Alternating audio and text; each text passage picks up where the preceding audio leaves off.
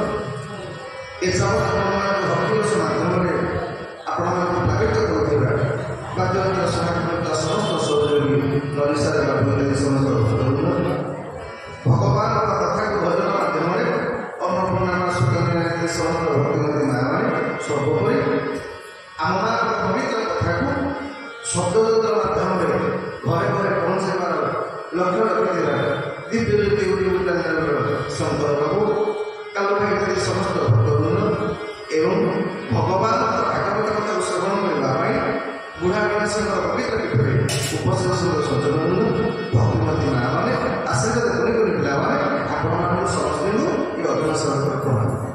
ଆସନ୍ତୁ ଭଗବାନ ଭଗବାନ କରୁଣାରୁ ଦୀର୍ଘ 12 ବର୍ଷ ଧରି ନିରନ୍ତର ଭାବରେ ଆମେମାନେ ଭଗବତ କଥା ଶ୍ରବଣ କରିବାର ସୁଯୋଗ ଲାଭ କରିଛେ। ଇଏ ସହଜ କଥା ନୁହଁ। କାହିଁକି ଭାଗବତ କହିଛି କ'ଣ ନା ମିଶେ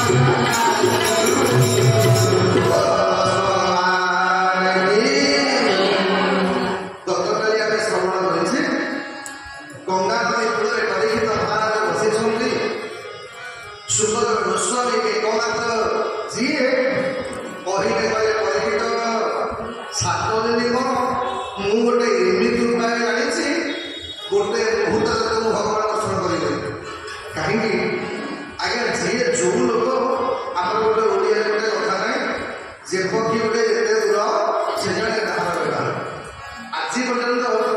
ଯେତେ ସନ୍ଥ ମାନେ ଥିଲେ ଆଜ୍ଞା କାହାର ବ୍ରହ୍ମ ଦର୍ଶନ ହେଇନି। ଏକମାତ୍ର ସୁଖଦେବ ଗୋସ୍ୱାମୀ ଯିଏ ଭଗବାନଙ୍କର ଆଜ୍ଞା ବ୍ରହ୍ମ ଦର୍ଶନ କରିବା ପାଇଁ ଜାଣିଥିଲେ। ସୁଖଦେବ ଗୋସ୍ୱାମୀକି ପରୀକ୍ଷିତଙ୍କ ପ୍ରଥମ ପ୍ରଶ୍ନ, ହେ ସୁଖଦେବ ମୋତେ ଖାଲି ଏତିକି କହ ଦେଖ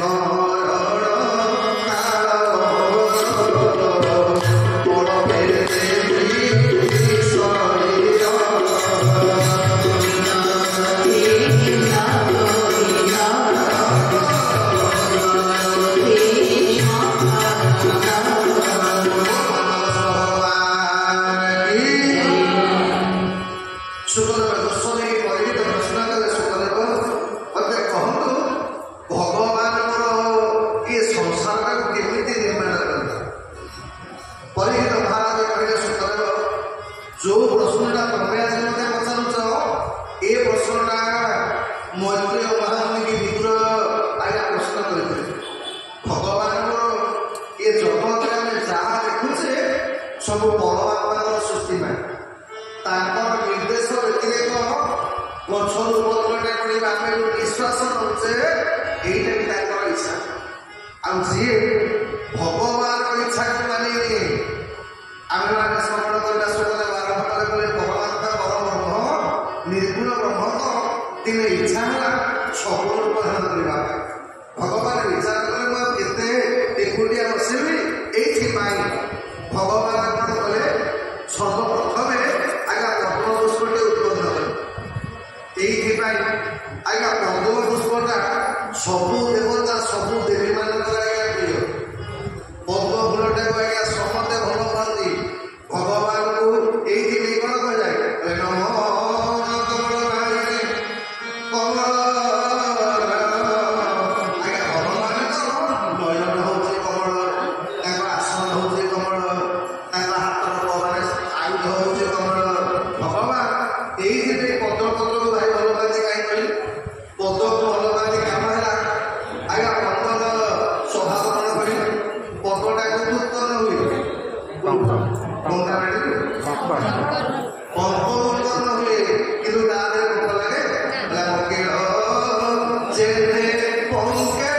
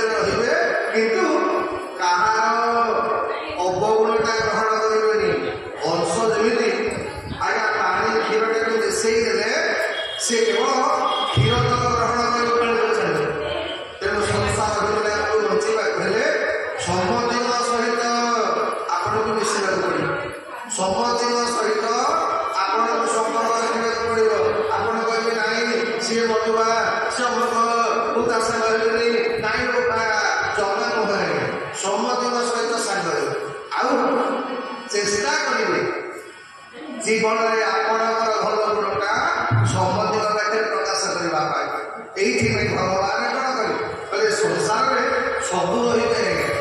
ଆପଣମାନେ ବ୍ରାହ୍ମଣରେ ଭଗବାନ ଭରତକୁ କାହିଁ ଭଲ ପାଆନ୍ତି?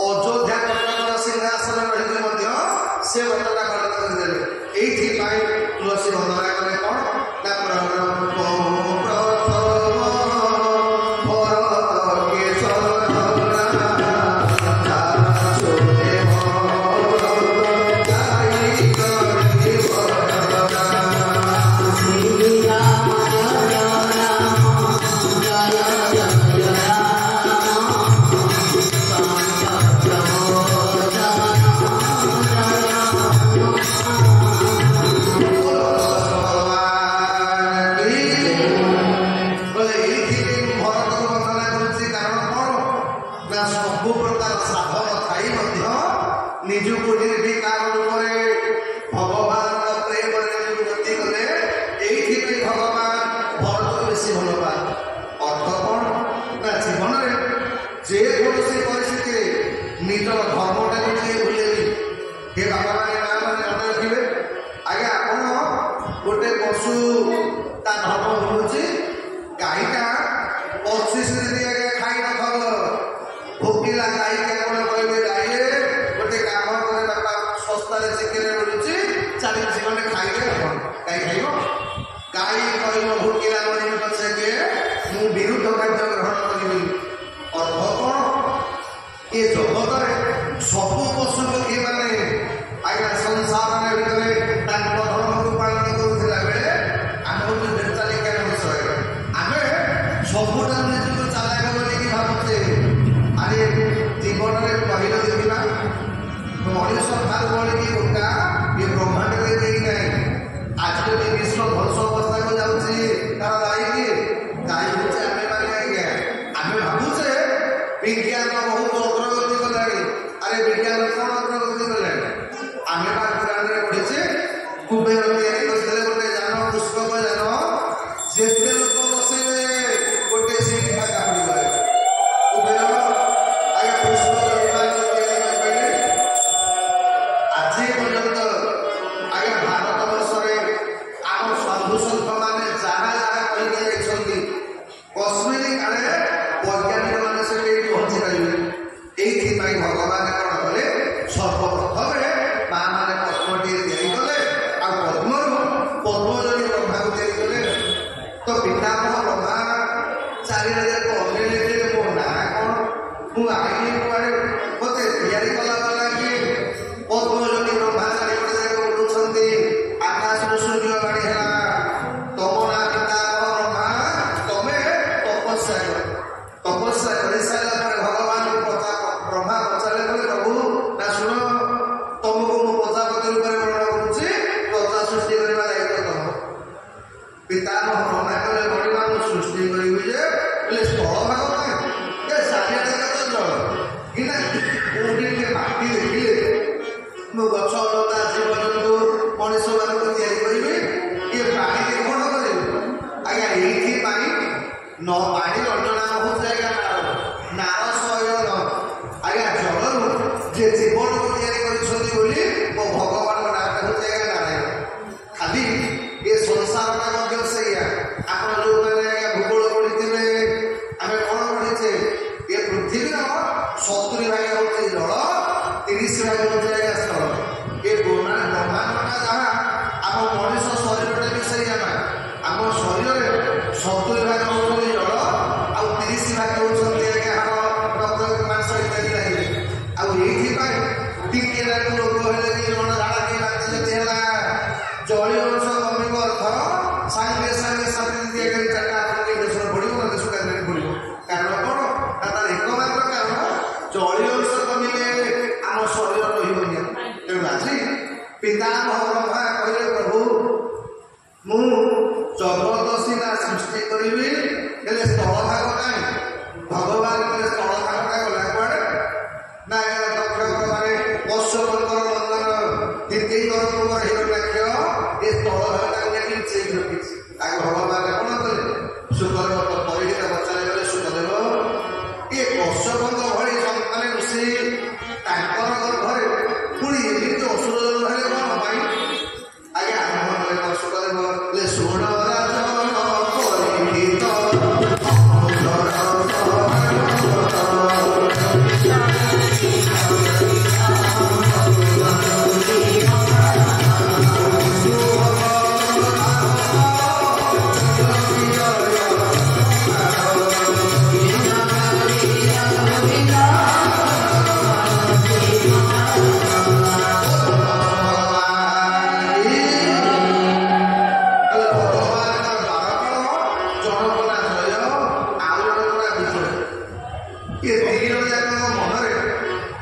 ଟିକେ ଭାବନା ପଳେଇ ଆସିଲା ଯେ ଆମେ ନଥିଲେ ଏ ସଂସାର ତିଆରି ହେଇପାରିବ, ଆମେ ନଥିଲେ ଭଗବାନଙ୍କୁ କେହି ଦର୍ଶନ କରିପାରିବେନି। ଯିଏ ଭଗବାନ ଦର୍ଶନ କରିବ ଆଗ ଆମର ଅନୁମତି ନବ, ତାପରେ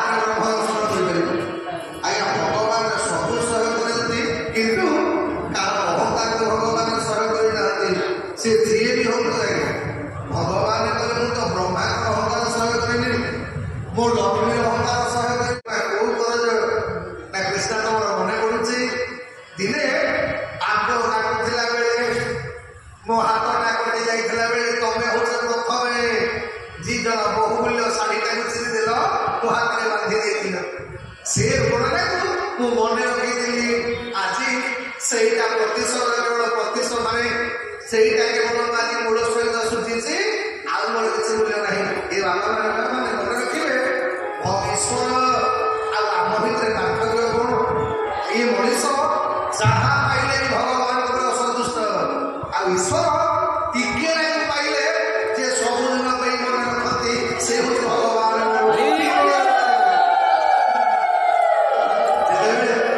यही भागवत श्रवण करेंगे उद्धव भगवान पचारे गले प्रभु ये भागवत 24 अवतार भितर दीटा अवतार मुख्य गोटे राम अवतार आ गोटे कृष्ण अवतार प्रभु मने पकड़े ये दीटा अवतार आप केतेबेले मन भर्ती करके खाई भगवान बापर शेष कहते उद्धव त्रेतया जुगे सबरी मध्य जो खाइबा एमती खाइबा मो जीवन कौटी खाइबी सारा त्रेतया जुग देख एमती स्वाद मोटे मिलनी अहिका बड़बड़ीटा भगवान मने पकाउछन्ति बापर जुगर अंतिम चरण बोला बापर जुगे ना बापर जुगे विपुल घरे जो खाइबा मते मिली से खाइबाटा मो जीवन कौटी पाइली अर्थ कौन सामान्य टिके पाइले जे बहुत पाइछे बोली कहते से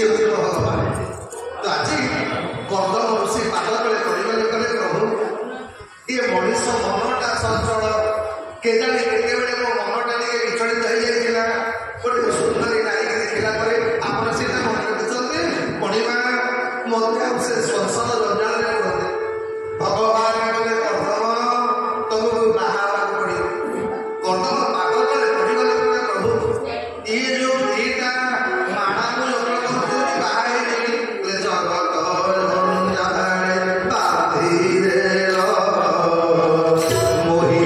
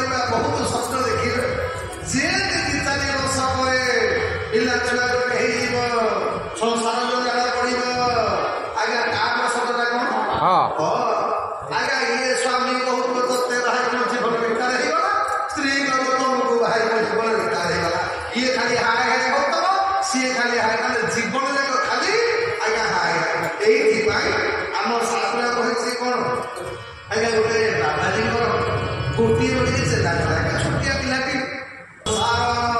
ଏଇଥିପାଇଁ କରିବାକୁ ଚାହୁଁନି କହିଲା ସଂସାର ମାୟା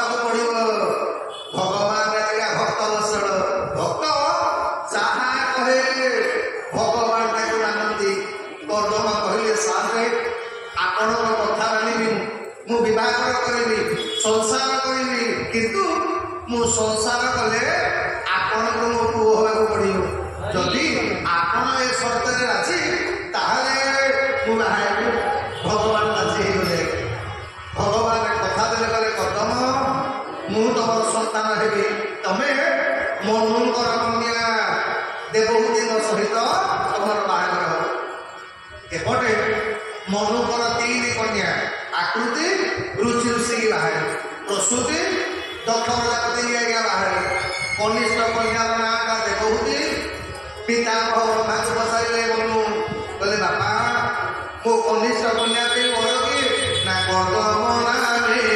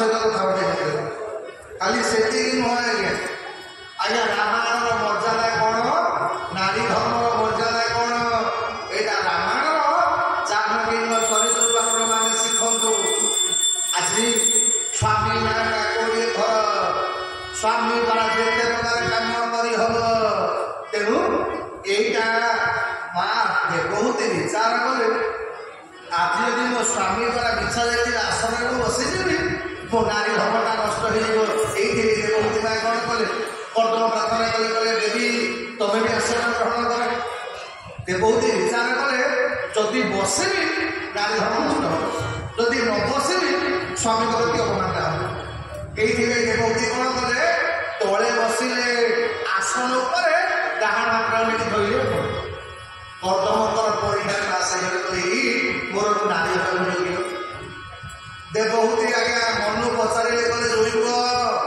ମୋ କନ୍ୟା ଦାନ କରିବି କ'ଣ ଦକ୍ଷିଣା ଦେବି କହ ଯୌତୁକ କ'ଣ ତମକୁ ଦେବି କହ କର୍ଦ୍ଦମ କଲେ ଶୁଣ ମୋର ଧନ ସମ୍ପତ୍ତି ଦରକାର ନାହିଁ କିନ୍ତୁ ମୋର ଗୋଟିଏ ସର୍ତ୍ତ ନା କ'ଣ ନା ଶୁଣ ପୁଅଟେ ନହେଲା ପର୍ଯ୍ୟନ୍ତ ଆପଣଙ୍କ ସ୍ତ୍ରୀ ହେଉଛି ମୋର ସ୍ତ୍ରୀ ଆପଣଙ୍କ ଝିଅ ମୋ ସ୍ତ୍ରୀ ଯୋଉଦିନ ପୁଅଟେ ଜନ୍ମ ହବ ମୁଁ ସେ ଦିନ ଆଜି ହେଇକି ପଳେଇବି ଆଚ୍ଛା କହିଲେ ସମଗ୍ର ପୃଥିବୀର ରାଜା ମନୁଙ୍କର ଏକମାତ୍ର କନିଷ୍ଠ କନ୍ୟା ସ୍ୱାମୀ କହୁଛି ମୁଁ ବାବାଜୀ ହେଇକି ପଳେଇବି ଯେତେକ ମା ମାନେ ମୋର ବଇଛ ଏମିତିଆ ବଡ଼ ଗୋଟେ ମିଳିଥିଲେ ତମେ କ'ଣ କରିଥାନ୍ତ ଉଠିକି ପଳେଇଥାନ୍ତ ବାହା ନହେଲା ପୂର୍ବରୁ ବାହା ଯିବା କଥା କହିଲାଣି ଇଏ ତ ହୋଟେଲ ମାନେ ଖୁଆଇ ନେବନି କି ସିନେମା ଦେଖେଇବନି ୟାକୁ ବାହାରିକି ଲାଭ କ'ଣ ମିଳିବ ଆଜ୍ଞା ଆଉ ଏବେ ମାଳିକା କହିଲା ଭଳିଆ ଆଜ୍ଞା ଏବେ ଆଗରୁ ଯୋଉ କଳିଯୁଗ ଆସିବନି ଯେତେ ମା ମାନେ ମୋର ବଇଛ ମନେ ରଖ ଆଗରୁ ଯୋଉ ଥିଲା ଶାଶୁ ବୋହୂ ଆଉଥିଲେ ଶାଶୁ ମନେ ମନେ ଭାବୁଥବ ରୋଷେଇବାସ କଲାବେଳେ ଆହା ମୋ ପୁଅଟେ କୋଉଟା ବାହାଘର କରିଛନ୍ତି ବୋହୂଟେ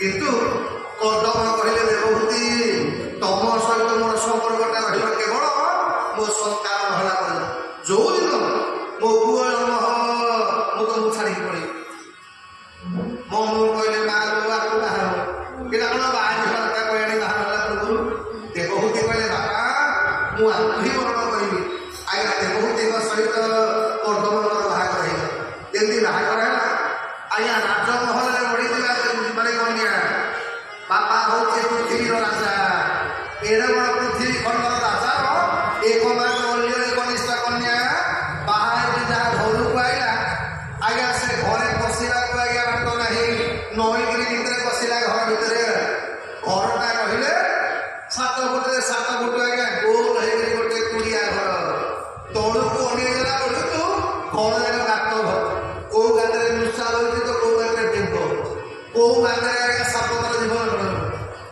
ଦେବହୂତି ପଚାରିଲେ କହିଲେ ହଇଲୋ ଇଏ ଘର ତଳଟା କ'ଣ ନା ତଳଟା ଭଡ଼ା ଲଗେଇ ଦେଇଛି ମୂଷା ବେଙ୍ଗ ନା ଆଚ୍ଛା ତଳଟା ଭଡ଼ା ପଡ଼େ ଆଜ୍ଞା ଘର ଉପରକୁ ନେଲା ବେଳକୁ କୋଉ ବସାରେ କାଉ ବସି ତ କୋଉ ବସାରେ ମାନେ ଚଢ଼େଇ ବସି କୋଉ ବସାରେ ବଣି ବସିକି ଟିଭି କରିକି ଆମ ଘରକୁ ଆଇଲା ଦେବହୂତି ପଚାରିଲେ କହିଲେ ପ୍ରାଣନାଥ ତଳଟା ତ ସରିଷକୁ ଭଡ଼ା ଦେଇଦେଲ ଉପରଟା ନା ଉପରଟା ସବୁ ପକ୍ଷୀମାନଙ୍କୁ ବି ଭଡ଼ା